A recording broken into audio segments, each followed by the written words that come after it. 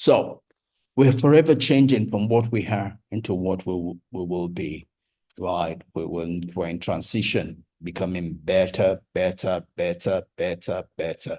If our eyes are on that place called there, then we can continue to evolve into a better horse every day, a better horse every day, right? It's not about being better than anybody. It's about being better than your former self. You know, I see some people that just compare themselves with other people who are the best this, who are the best that. Those people are destined for death. They are destined for hell. To compare yourself with another person is foolishness. You're not here to be better than anybody. You're here to be better than your former self. You are here to evolve to the highest expression of all that God has created you to be. When God created you, he had something in mind. You are here to live up to that thing that God had in mind.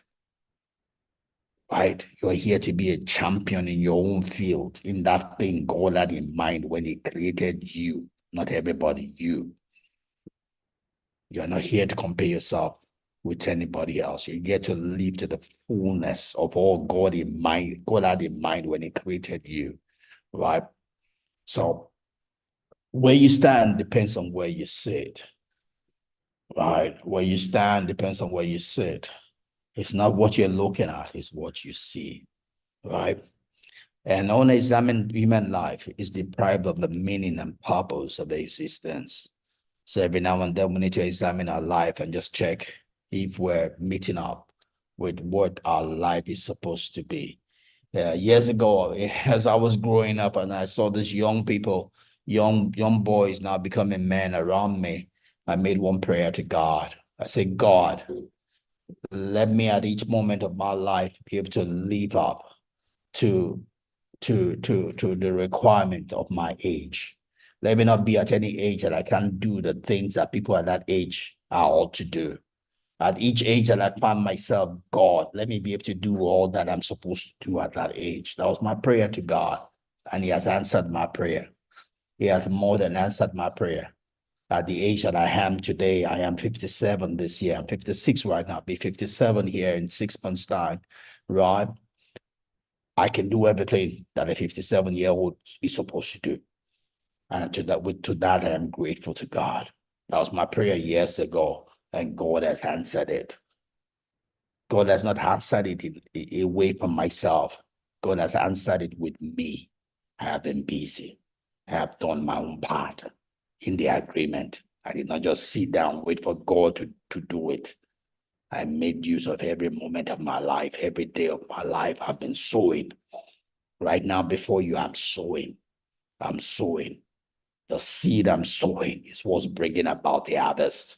You can do the same thing. Don't let your life be a waste. Sow the seed. Use your strength. Sow the seed. Sow the seed of every day. Don't let any day go by that you have not sown a seed for your future, for your tomorrow, for your present also. A good life requires growth and change, right? You'll not have a good life. You're not growing. You're not changing. You're not becoming better, right? That's the whole essence of all I just said. If you're going to have a good life, then you have to be in a place that you're growing. You're changing. You're staying ahead of change, right? Change is a constant thing in life. Change is happening irrespective of us. The way to win in life is to be ahead of change, is to use change, expect change and use the change. Expect change and use the change. Expect change and use the change. When you don't expect change, you're being foolish. The change will do you. It will mess you up. If you don't expect change, change will mess you up because change will come and it will hit you by surprise. It will knock you to the ground. No, expect change and use it. Don't let change use you. Don't let change do you in.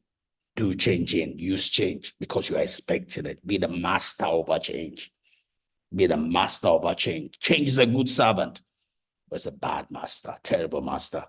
Use change. Be the master of a change over your life.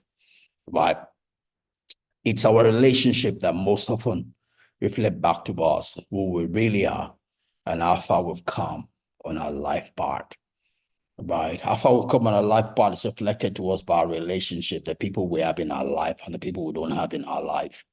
Today, I'm blessed with COVID and WhatsApp. I've got to connect with a lot of people on my life part, right? I'm in a WhatsApp group of people I was in elementary school with. I saw a picture that I took in primary five, yesterday as I was looking at one of our people whose birthday was yesterday. I saw a picture that we took in primary five, and I could point to myself in primary five. Wow. Yeah, this week also, my sister was digging into pictures. I saw a picture of myself when I was 1 year old, when I was 2 years old, right? Uh, Beautiful, beautiful. I'm in a WhatsApp group with people I went to secondary school with, I'm in a WhatsApp group with people I went to university with. I'm in a WhatsApp group with people I fellowship with in school. But that's beauty of life, and being there. It just shows the evolution of my life. I can look at different phases of my life. I can look at where I am today, look at me amongst those people, look at where I used to be, who I used to be, how I used to feel, look at who I am today.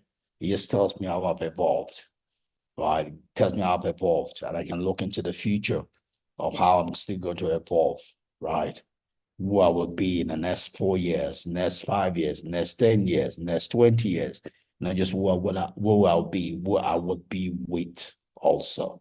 Because it's going to be the fruit, the fruit, the harvest of the seeds I'm sowing today. Tomorrow will not come suddenly on me. It will be an harvest. If I do the difficult things today, I will get a good life tomorrow. If I sow the seeds today, I'll get a harvest of my sowing tomorrow. Right? So it's our relationship that most often reflect back to us who we really are and how far we've come on our life part.